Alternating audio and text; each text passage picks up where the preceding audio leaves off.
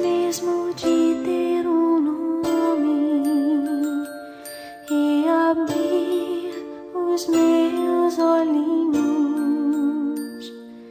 ou alguém ver o meu rostinho, eu estava num lugar especial que Deus fez para mim. Cercado de amor, de calor, minhas mãos eram tão pequeninas, meus pezinhos inseguros ainda, mas no peito meu coraçãozinho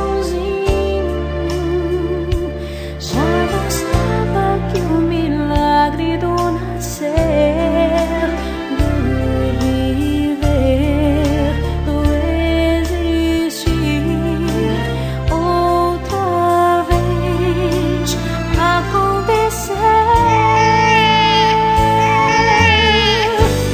Eu sou o milagre da vida, milagre da criação.